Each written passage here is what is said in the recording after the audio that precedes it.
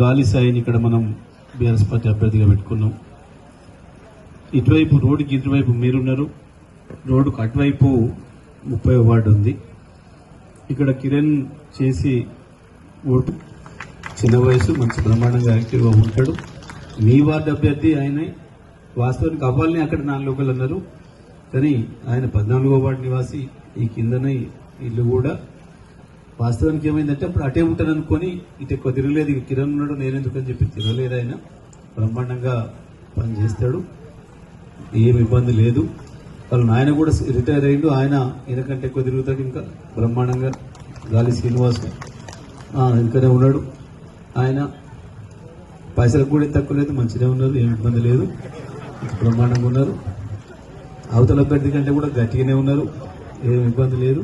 కాకపోతే అవతల అభ్యర్థిలాగా భూములు ఆక్రమించడు, దొంగ భూములు రిజిస్ట్రేషన్లు అటువంటి వీళ్ళకి లేవు. కొంచెం పద్ధతిగా ఉన్నాడు. ఆయన ఉద్యోగం పోలీసు ఉద్యోగం ఉంది కాబట్టి చాలా పద్ధతిగానే ఉన్నాడు. నజర్ ఉంటుంది కాబట్టి పైనుంచి వెళ్ళి కష్టం చేసుకొని సంపాదించుకున్నారు. మంచిగా పిల్లలు కూడా. మనిషిని చూస్తే తెలుస్తలేదు ఎంత బుద్ధిగలడో. ఊరికే నేను చెప్పాలి నాకు ఇవన్నీ. మంచిగా తప్పకుండా మీరు అందరూ చేస్తారని నమ్మకం ఉంది. ఒకటి వాస్తవం ఏంటంటే ఇప్పుడు మీరు నిలబడ్డ రోడ్డుతో సహా ఈడ ఉన్న ప్రతి రోడ్డు నేనే వేసిన, ప్రతి రోడ్డు. ఇక ఇది అదని కాదు. స్నేహనగర్ కాలనీ అనేది ఒకటి ఉంది, ఇక్కడ రోడ్లు అనేవి ఉన్నాయి అని అంటే అది నేనేసింది, అందులో డౌట్ లేదు.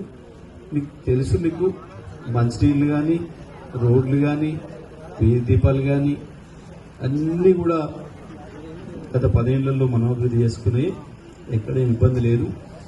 పాపం నేను ఒక ఆయన వచ్చి ఏదో నేను ఈ వార్డుని దత్తత తీసుకున్నా అని అన్నాడట. ఆయనే దత్తత పోయిండు పాపం రమేష్ రెడ్డికి. ఆయనే ఎమ్మటూరు పెట్టి ఆయనే అందులో దత్తత పోయిండని చెప్పి ఆయన ఎమ్మటూరులోనే విమర్శ చేస్తున్నారు ఆయన మీద. పాపం ఆయనకి ఏం తెలియదు. మొన్నటిదాకా తండ్రి సాడు బిడ్డ, ఇప్పుడు తండ్రి లేక ఆగమైపోయి పాపం అక్కడ దత్తత పోయిందని చెప్పి వాళ్ళు ఎమ్మటూరు పాపం నేను 40 ఏళ్ళ నుంచి సేవ చేసిన, నన్ను తీసేసి పక్కన పడేసేసిపోయి ఆయన దగ్గర చేరిండి అని చెప్పి ఆయన ఎమ్మటూరు ఆయనే బాధపడుతున్నాడు. గాలి సూర్యబడికి ఏం చేస్తారు, వాళ్ళతో ఏమవుతుంది, వాళ్ళతో ఏం అయ్యేదేం లేదు. తప్పకుండా మళ్ళీ అభివృద్ధి జరగాలంటే కారు గుర్తే రావాలి, కేసీఆరే రావాలి, మళ్ళీ అభివృద్ధి అనేది జరగాలి. అంతకుమించి ఎవరితో కాదు. చూసినాం, ఉన్నాయి నాశనం చేసిండ్రు. ఇప్పుడు ఆయనతో ఉన్న దొంగ కేసులు బయటపడితే అని చెప్పి ఆ ఓటుకు నోటు కేసు ఏడ దొరుకుతున్నావు, నేను శిక్ష పడదేమని చెప్పి అది కూడా తగలబెట్టించిండు. హైదరాబాద్లో ఎఫ్ఎస్ఎల్ కూడా తగలబెట్టించిండు. ఇదే పనులు తప్ప కాంగ్రెస్ వచ్చిన తర్వాత ఏమీ లేదు. సూర్యాపేటలో అంత మన్ను కూడా పోయలే. నేను చేసిన రోడ్లే ఖరాబ్ చేస్తున్నారు, బాగు చేసి కొత్త చేసుడు పక్కన పెట్టి నేను వేసిన రోడ్లు ఖరాబ్ చేస్తున్నారు, నేను వేసిన చెట్లైనా పెడుతున్నారు. ట్యాంక్ బండ్లు కూడా చక్కగా చెట్టు చాదలేకపోతున్నారు. అంత దుర్మార్గమైన కాంగ్రెస్ ఇది. కాంగ్రెస్ వస్తే మంటలు, కేసీఆర్ వస్తే వంటలు, రెండే ముచ్చట్లు, ఏం తేడా లేదు.